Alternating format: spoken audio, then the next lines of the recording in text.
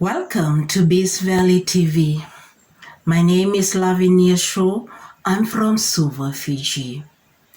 Homeward Bound. That is our topic today, which is based on the story about the prodigal son, which is found in the Bible from Luke 15:11 to 32.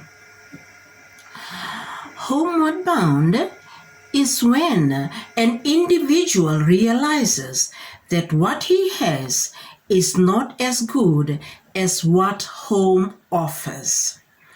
It's a parable, which means not everything is fact, but a story with an underlying meaning. A story told to illustrate a moral. It concerns the principles of right and wrong. Who determines what is right and what is wrong? In verse 31 and 32, the Father. Prodigal means wasteful or extravagant. In Proverbs 21:2, I quote, "There is a way which seemeth right unto a man, but the Lord pondereth the heart." Pondered means ways. The concept of right and wrong comes from the Bible and is reflected in our laws, where everyone of a reasonable mind is expected to foresee the consequences of his actions. But today, there are people who wish to impose community standards upon us. Who determines community standards?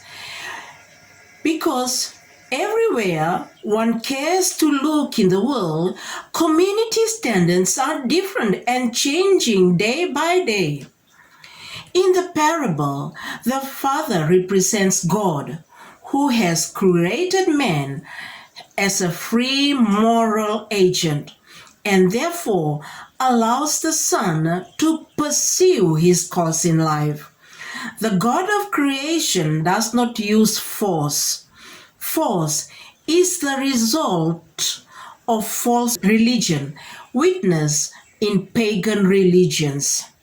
As a race, humans are wasteful and extravagant. Population increases is done without any consideration of the finite resources of the earth. Arable land is consumed by huge cities. Water is in short supply. Enormous coal mines supply coal to power electricity. Chemicals and poisons are used in food supplies. In an endeavor to produce more food from land which is less and less productive, plastic containers are disposed in the ocean, causing mass pollution and destruction of sea life as well as reefs. Truly, the human race is prodigal, wasteful, and extravagant.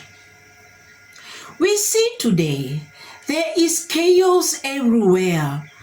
Governments unable to control bankruptcy. Food shortages everywhere and becoming worse. Fuel prices are increasing. That is to name a few.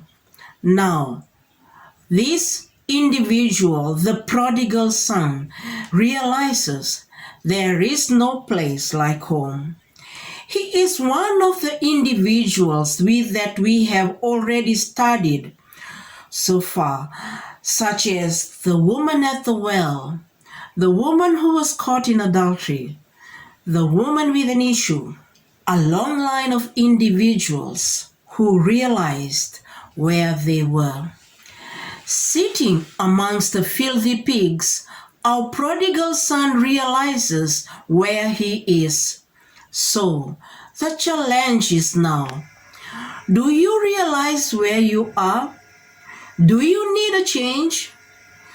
Do you see any prospect for improvement? Is it time to go home? In our parable, the prodigal son eventually comes to his senses because the blessings of God were withdrawn. Famine and economical collapse, conditions which are surely coming to pass in the world, forced him to consider his situation and decided to return home. Matthew chapter 24 verse 7, for nations will rise against nation, and kingdoms against kingdoms, and there shall be famine, and pestilence, and earthquakes in diverse places. He had humility, and he decided to return home to apologize to the father. His father was watching. For how long we do not know. He ran to meet him, and so is our Father in heaven, who is watching for that individual to return home.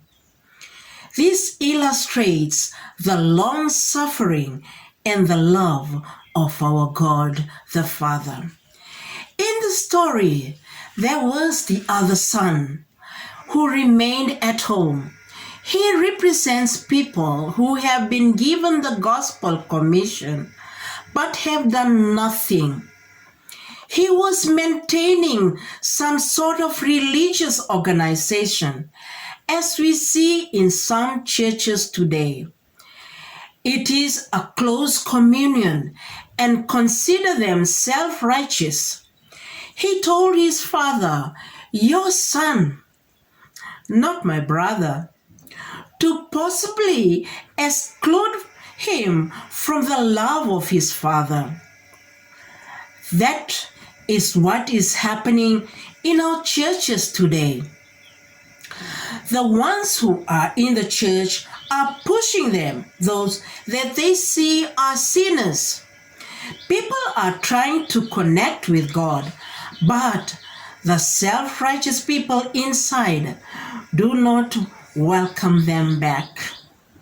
Now, our prodigal son did not see his brother as an obstacle.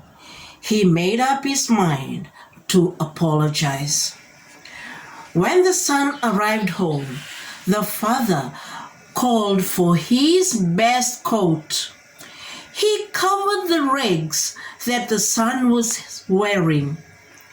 This illustrates how God will justify us with covering up our own unrighteousness. Romans 3:22-24, I quote, even the righteousness of God, which is by faith of Jesus Christ, unto all them that believe, for there is no difference. Verse 23, for all have sinned and come short of the glory of God. And 24, being justified freely by his grace through the redemption that is in through Jesus Christ. It is time to go home. Our next topic is about Jonah, another individual, but with a different story, who was given the Great Commission, but he refused. Jonah is an interesting story, so don't miss it. Thank you for watching. Don't forget to comment, ask questions on the comment section of the video. Thank you. Vinakavakalevu. Medawase.